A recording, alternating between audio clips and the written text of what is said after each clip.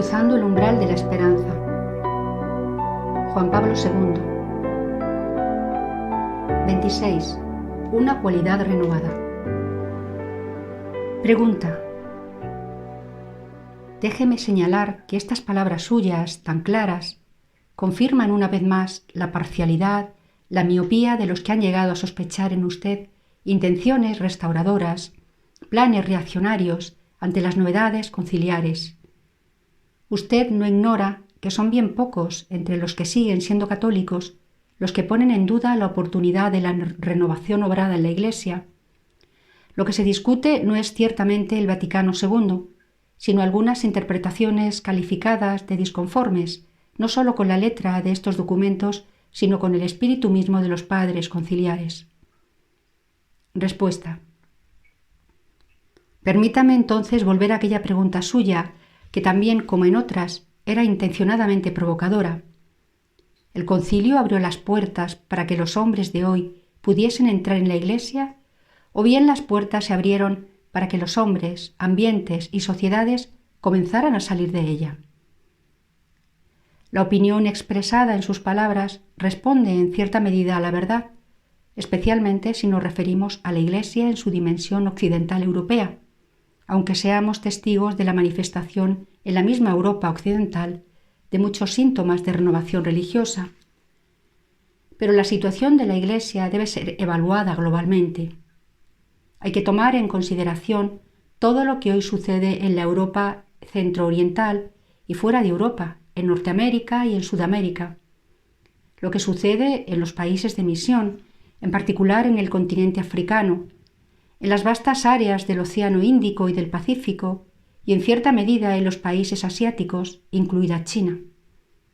En muchas de aquellas tierras, la Iglesia está construida sobre el fundamento de los mártires y sobre este fundamento crece con vigor renovado como Iglesia minoritaria, sí, pero muy viva. A partir del concilio, asistimos a una renovación que es, en primer lugar, cualitativa. Si continúan escaseando los sacerdotes y si las vocaciones siguen siendo demasiado pocas, sin embargo, aparecen y se desarrollan diversos movimientos de carácter religioso. Nacen sobre un fondo un poco distinto del de las antiguas asociaciones católicas de perfil más bien social que, inspirándose en la doctrina de la Iglesia sobre esa cuestión, pretendían la transformación de la sociedad, el restablecimiento de la justicia social. Algunas iniciaron un diálogo tan intenso con el marxismo que perdieron en alguna medida su identidad católica. Los nuevos movimientos, en cambio, están orientados sobre todo hacia la renovación de la persona. El hombre es el primer autor de todo cambio social e histórico, pero para poder desarrollar ese papel, él mismo debe renovarse en Cristo, en el Espíritu Santo. Es esta una dirección muy prometedora ante el futuro de la Iglesia. Antes, la renovación de la Iglesia pasaba principalmente a través de las órdenes religiosas. Así fue en el período después de la caída del Imperio Romano con los benedictinos y en el medievo con las órdenes mendicantes, franciscanos y dominicos. Así fue en el período después de la Reforma con los jesuitas y otras iniciativas semejantes. En el siglo XVIII con los redentoristas y pasionistas, en el siglo XIX con dinámicas congregaciones misioneras como los verbitas, los salvatorianos y, naturalmente, los salesianos.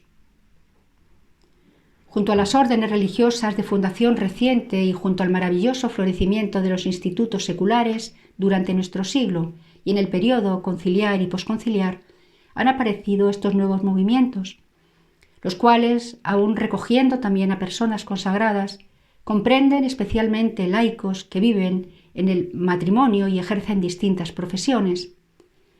El ideal de la renovación del mundo en Cristo nace directamente del fundamental compromiso del bautismo.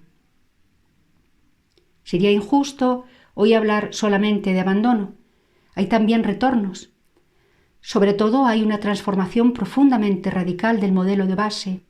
Pienso en Europa y en América, en particular en la del norte, y en otro sentido en la del sur.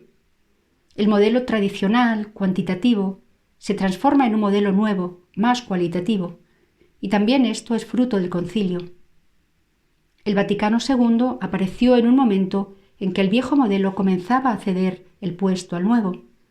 Así pues, hay que decir que el concilio vino en el momento oportuno y asumió una tarea de la que esta época tenía necesidad, no solamente la Iglesia, sino el mundo entero. Si la Iglesia posconciliar tiene dificultades en el campo de la doctrina o de la disciplina, no son, sin embargo, tan graves que comporten una seria amenaza de nuevas divisiones. La Iglesia del Concilio Vaticano II, la Iglesia de intensa colegialidad del Episcopado Mundial, sirve verdaderamente y de muy diversos modos a este mundo, y se propone a sí misma como el verdadero cuerpo de Cristo, como ministra de su misión salvífica y redentora, como valedora de la justicia y de la paz.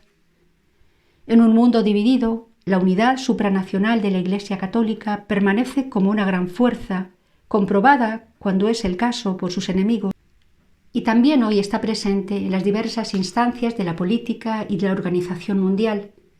No para todos es esta una fuerza que resulte cómoda. La Iglesia repite en muchas direcciones su non possumus apostólico. No podemos dejar de hablar de lo que hemos visto y oído.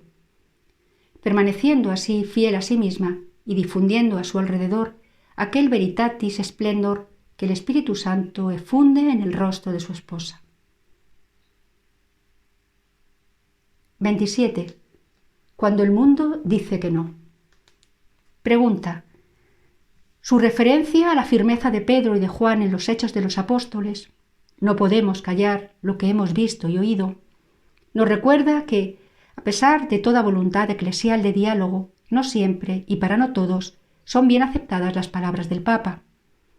En no pocos casos se comprueba su explícito rechazo, a veces violento, al menos si se da crédito a este espejo quizá deformante que son los medios de comunicación internacionales, cuando la Iglesia remacha su enseñanza, sobre todo en ciertos temas, como los morales. Respuesta. Usted se refiere al problema de la acogida de la enseñanza de la Iglesia en el mundo actual, especialmente en el campo de la ética y de la moral. Algunos sostienen que en las cuestiones de moralidad, y en primer lugar en la de ética sexual, la Iglesia y el Papa no van de acuerdo con la tendencia dominante en el mundo contemporáneo, dirigida hacia una cada vez mayor libertad de costumbres. Puesto que el mundo se desarrolla en esa dirección, surge la impresión de que la Iglesia vuelve atrás, o, en todo caso, que el mundo se aleja de ella. El mundo, por tanto, se aleja del Papa, el mundo se aleja de la Iglesia. Es una opinión muy difundida, pero estoy convencido de que es profundamente injusta. Nuestra encíclica Veritatis Splendor, aunque no se refiere directamente al campo de la ética sexual, sino a la gran amenaza que supone la civilización occidental del relativismo moral, lo demuestra. Se dio perfectamente cuenta el Papa Pablo VI, que sabía que su deber era luchar contra ese relativismo frente a lo que es el bien esencial del hombre.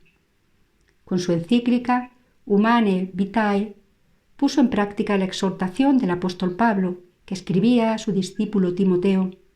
Anuncia la palabra, insiste en toda ocasión oportuna y no oportuna. Vendrá un día en que no se soportará la sana doctrina. ¿No parecen censurar esas palabras del apóstol esta situación contemporánea? Los medios de comunicación han acostumbrado a ciertos sectores sociales a escuchar lo que halaga a los oídos. Peor es la situación cuando los teólogos, y especialmente los moralistas, se alían con los medios de comunicación que, como es obvio, dan una amplia resonancia a cuanto éstos dicen y escriben contra la sana doctrina. Cuando la verdadera doctrina es impopular, no es lícito buscar una fácil popularidad. La Iglesia debe dar una respuesta sincera a la pregunta: ¿qué debo hacer para alcanzar la vida eterna? Cristo nos previno, nos advirtió de que la vía de la salvación no es ancha y cómoda, sino estrecha y angosta. No tenemos derecho a abandonar esta perspectiva ni a cambiarla. Este es el aviso del magisterio. Este es también el deber de los teólogos, sobre todo de los moralistas, los cuales, como colaboradores de la Iglesia docente, tienen en esto una parte esencial. Naturalmente, siguen siendo válidas las palabras de Jesús referidas a aquellas cargas que ciertos maestros echan sobre la espalda de los hombres, pero que ellos no quieren llevar. Aunque se debe considerar también cuál es el peso mayor, si el de la verdad, incluso el de la muy exigente, o si lo es en cambio el de la apariencia de verdad, que crea solo la ilusión de lo que es moralmente correcto. La Veritatis Splendor ayuda a afrontar este fundamental dilema que la gente parece comenzar a entender. Pienso que hoy se comprende mejor que en 1968, cuando Pablo VI publicaba La Humanae Vitae. ¿Es cierto que la Iglesia está parada y que el mundo se aleja de ella? ¿Se puede decir que el mundo evoluciona solamente hacia una mayor libertad de costumbres? Estas palabras no enmascaran quizá ese relativismo que es tan nefasto para el hombre. No solo con el aborto, sino también con la contracepción, se trata en definitiva de la verdad del hombre. Alejarse de esa verdad no constituye en absoluto una tendencia evolutiva. No puede ser considerada como una medida de progreso ético.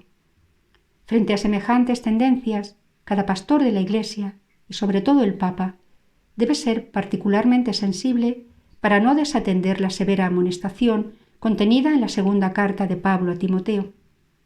Tú, sin embargo, vigila atentamente, aprende a soportar los sufrimientos, cumple tu tarea de anunciador del Evangelio, cumple tu ministerio. La fe en la Iglesia de hoy, en el símbolo, tanto en el apostólico como en el niceno constantinopolitano, decimos, creo en la Iglesia.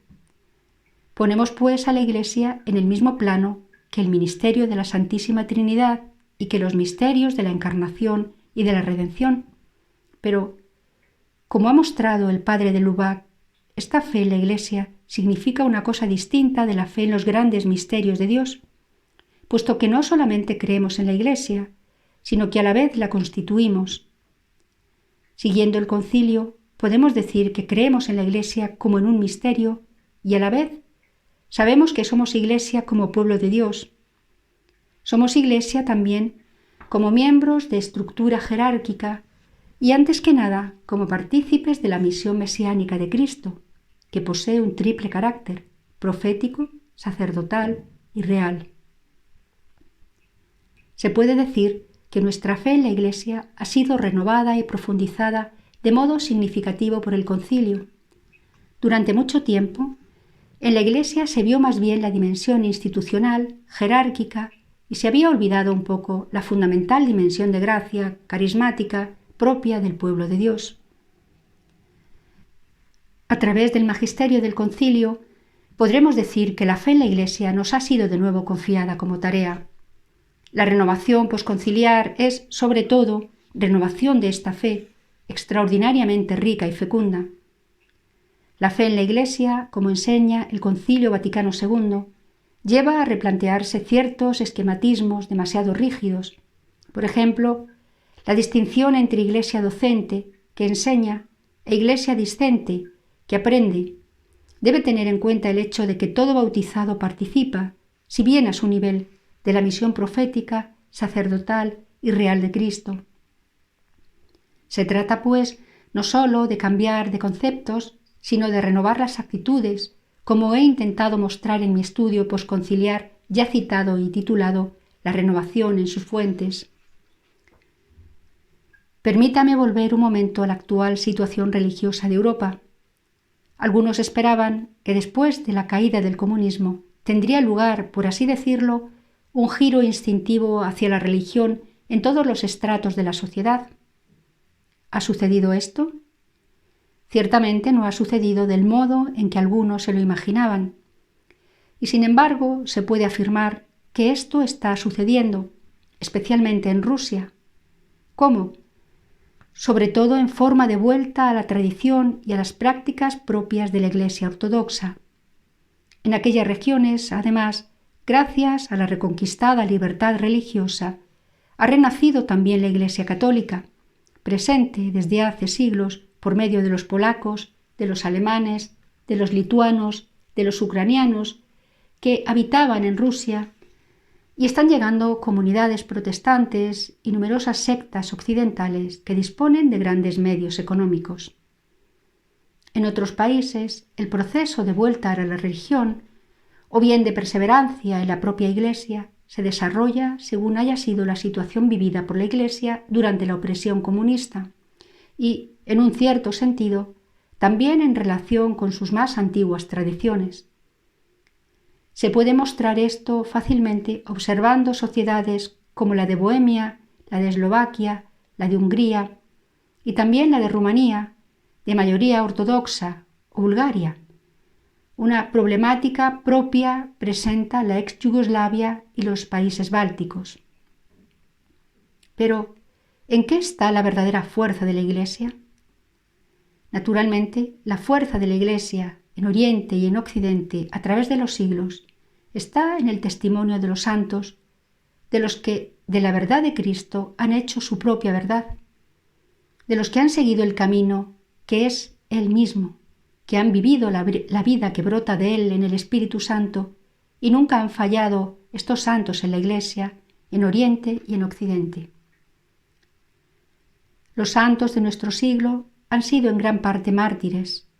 Los regímenes totalitarios que han dominado en Europa en la mitad del siglo XX han contribuido a incrementar su número. Los campos de concentración, los campos de muerte, que han producido, entre otras cosas, el monstruoso holocausto judío, han hecho que aparecieran auténticos santos entre los católicos y los ortodoxos y también entre los protestantes. Se ha tratado de verdaderos mártires. Basta recordar las figuras del padre Maximiliano Kolbe y de Edith Stein, y aún antes aquellas de los mártires de la guerra civil en España y en el este de Europa. Es enorme el ejército de santos mártires, especialmente ortodoxos, rusos, ucranianos, bielorrusos y de vastos territorios más allá de los Urales. Ha habido también mártires católicos en la misma Rusia, en Bielorrusia, en Lituania, en los países bálticos, en los Balcanes, en Ucrania, en Galicia, en Rumanía, Bulgaria, Albania, en los países de la ex Yugoslavia. Esta es la gran multitud de los que, como se dice en el Apocalipsis, siguen al Cordero. Ellos completaron con su martirio el testimonio redentor de Cristo y al mismo tiempo están en la base de un mundo nuevo, de la nueva Europa y de la nueva civilización. 28. Vida eterna. ¿Todavía existe? Pregunta. En la Iglesia de estos años se han multiplicado las palabras. Parece que, en los últimos 20 años, se han producido más documentos a cualquier nivel eclesial que en los casi 20 siglos precedentes. Y sin embargo, algunos consideran que esta Iglesia tan locuaz se calla sobre lo esencial, la vida eterna. No obstante, hay que reconocer sinceramente que no se puede decir otro tanto de su santidad, que se ha referido por extenso a este vértice de la panorámica cristiana en su respuesta sobre la salvación y ha hecho claras referencias a ella en otros puntos de la entrevista. Pero, por lo que parece, según cierta pastoral, según cierta teología, vuelvo a este tema para preguntarle: ¿el paraíso, el purgatorio y el infierno todavía existen? ¿Por qué tantos hombres de Iglesia nos comentan continuamente la actualidad y ya casi no nos hablan de la eternidad, de esa unión definitiva con Dios que, ateniéndonos a la fe, es la vocación, el destino, el fin último del hombre? Respuesta. Por favor, abra la Lumen Gentium en el capítulo 7, donde se trata la índole escatológica de la Iglesia peregrina sobre la tierra, como también la unión de la Iglesia terrena con la celeste. Su pregunta no se refiere a la unión de la Iglesia peregrinante con la Iglesia celeste, sino al nexo entre la escatología y la Iglesia sobre la tierra. A este respecto, usted muestra que en la práctica pastoral este planteamiento en cierta manera se ha perdido, y tengo que reconocer que en eso tiene usted algo de razón.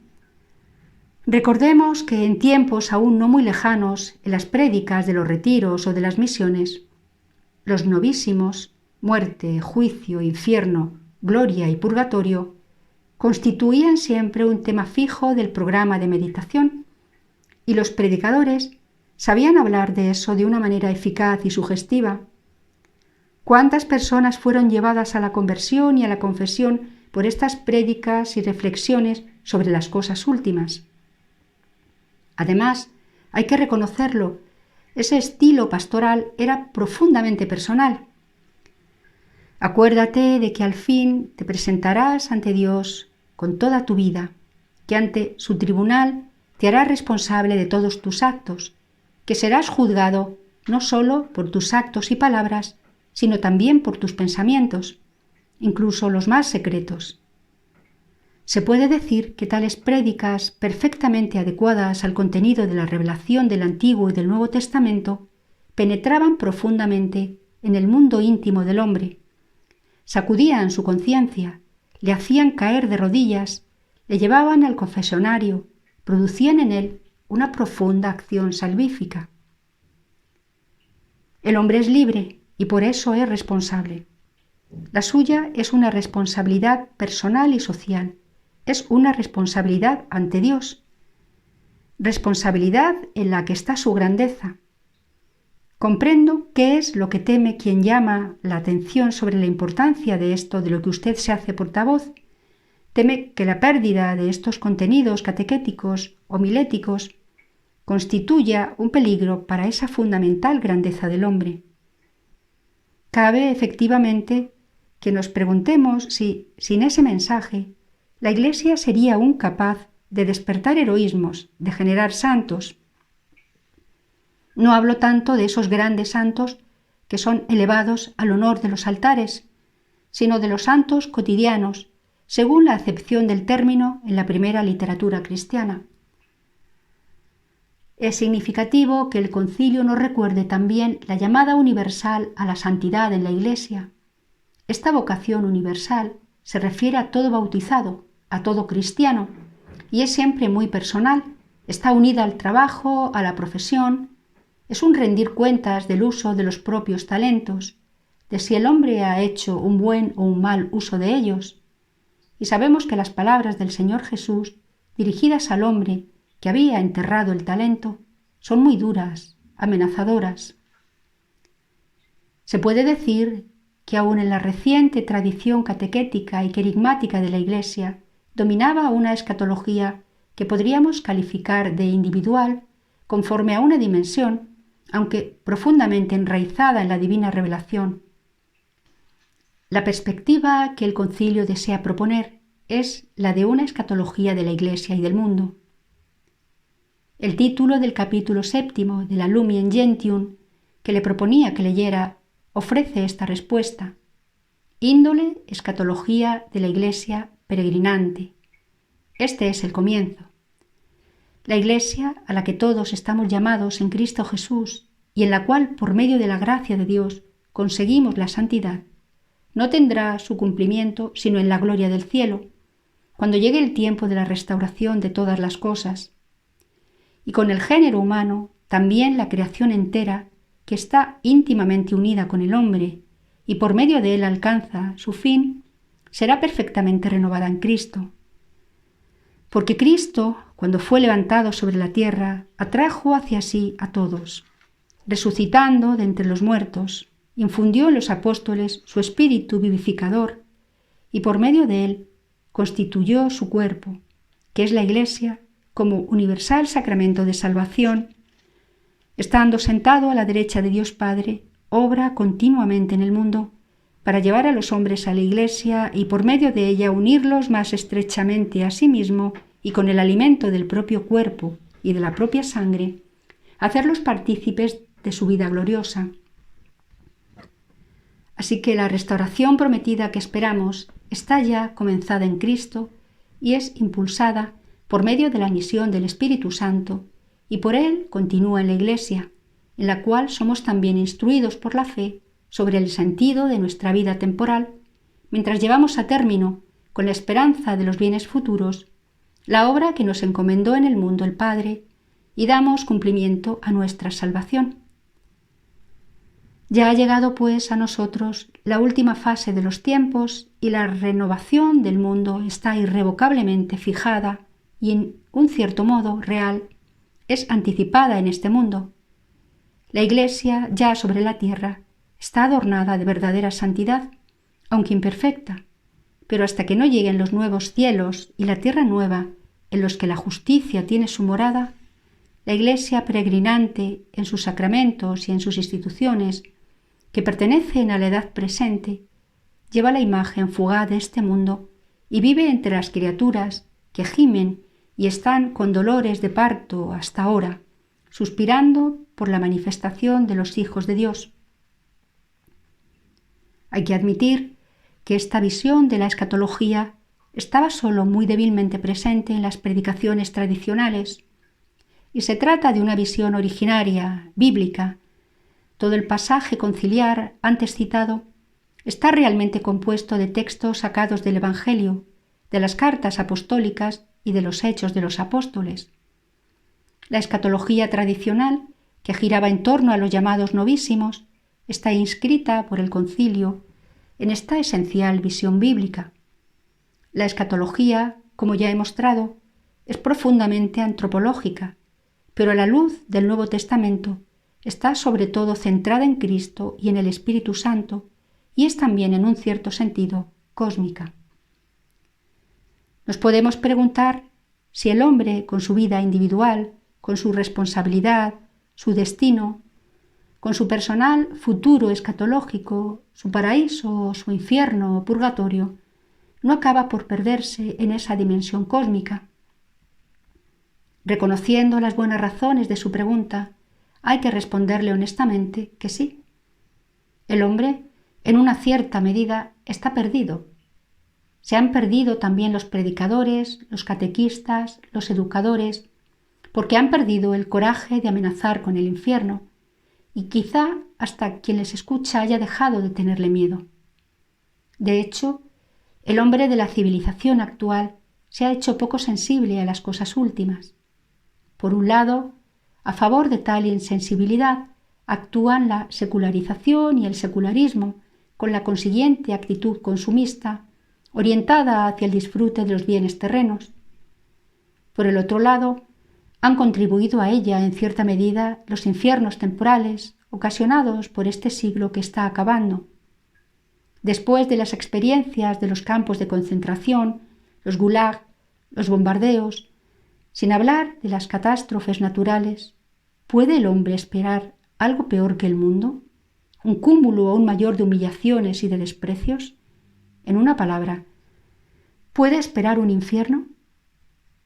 Así pues, la escatología se ha convertido, en cierto modo, en algo extraño al hombre contemporáneo, especialmente en nuestra civilización. Esto, sin embargo, no significa que se haya convertido en completamente extraña la fe en Dios como suprema justicia. La espera en alguien que, al fin, diga la verdad sobre el bien y sobre el mal de los actos humanos y premie el bien y castigue el mal. Ningún otro, solamente Él, podrá hacerlo. Los hombres siguen teniendo esta convicción.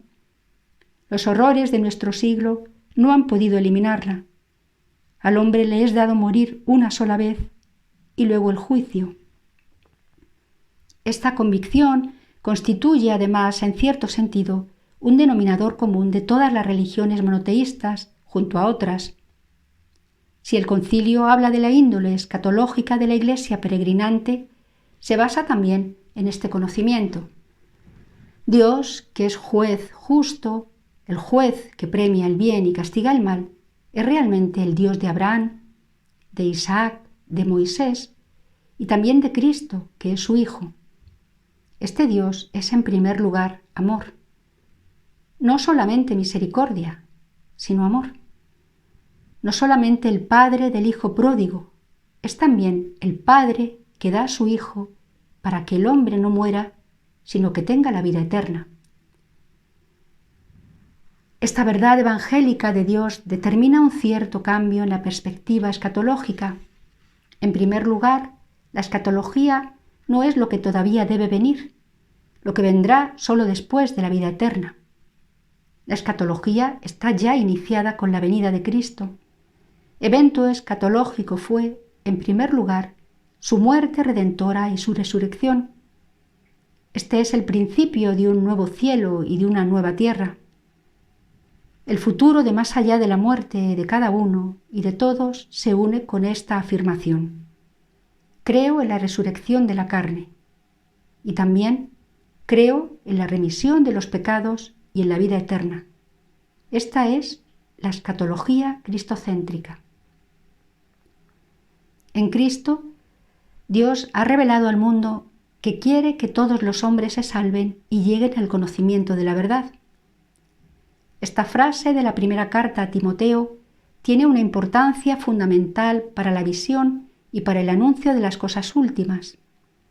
Si Dios desea esto, si Dios por esta causa entrega a su Hijo, el cual a su vez obra en la Iglesia mediante el Espíritu Santo, ¿puede el hombre ser condenado? ¿Puede ser rechazado por Dios? Desde siempre, el problema del infierno ha turbado a los grandes pensadores de la Iglesia, desde los comienzos, desde los orígenes, hasta nuestros días. Hasta Mikhail Bulgakov y Hans Urs von Balthasar. En verdad, que los antiguos concilios rechazaron la teoría de la llamada apocatástasis final, según la cual el mundo sería regenerado después de la destrucción y toda criatura se salvaría. Una teoría que indirectamente abolía el infierno. Pero el problema permanece. ¿Puede Dios, que ha amado tanto al hombre, permitir que éste lo rechace hasta el punto de querer ser condenado a perennes tormentos? Y sin embargo, las palabras de Cristo son unívocas. En Mateo habla claramente de los que irán al suplicio eterno. ¿Quiénes serán estos? La Iglesia nunca se ha pronunciado al respecto. Es un misterio verdaderamente inescrutable entre la santidad de Dios y la conciencia del hombre.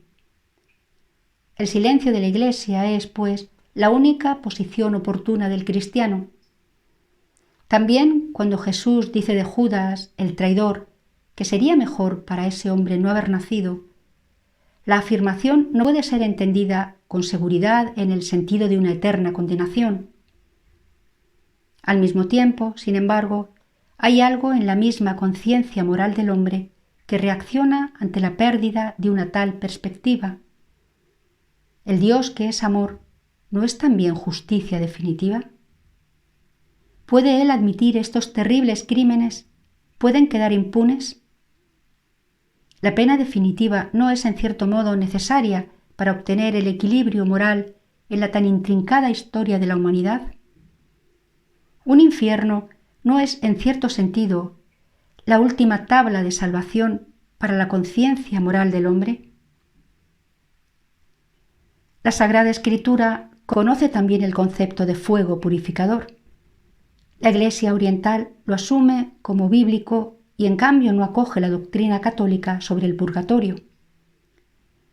Un argumento muy convincente acerca del purgatorio se me ha ofrecido, aparte de la bula de Benedicto XII en el siglo XIV, sacado de las obras místicas de San Juan de la Cruz. La llama de amor viva de la que él habla es, en primer lugar, una llama purificadora. Las noches místicas descritas por este gran doctor de la Iglesia, por propia experiencia, son, en un cierto sentido, esto a lo que corresponde el purgatorio.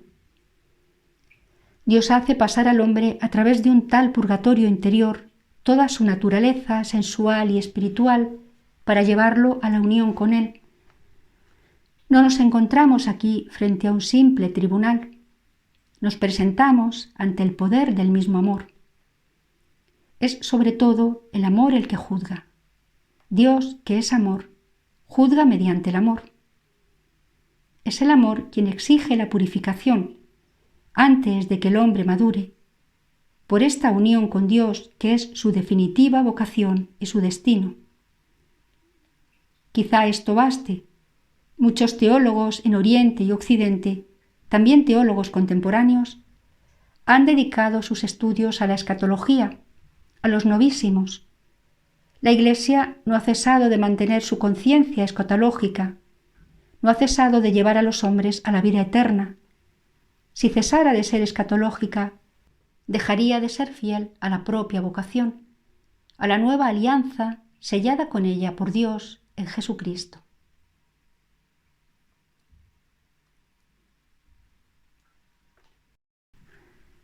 Fin de Vida Eterna. ¿Todavía existe? Capítulo 28 de Cruzando el umbral de la esperanza, de San Juan Pablo II.